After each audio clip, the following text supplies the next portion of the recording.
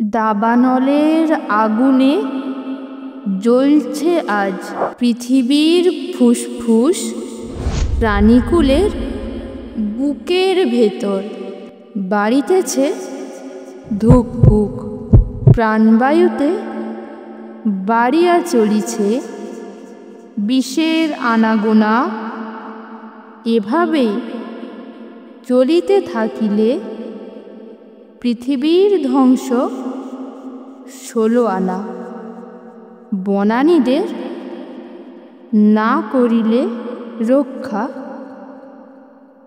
পৃথিবী হবে মরুভূমি। চিরতরে ছাড়িয়া যেতে হবে আমাদের সাধের মাতৃভূমি। আসুন করি সৃজন অরণ্য, ভালো হবে সবার জন্য।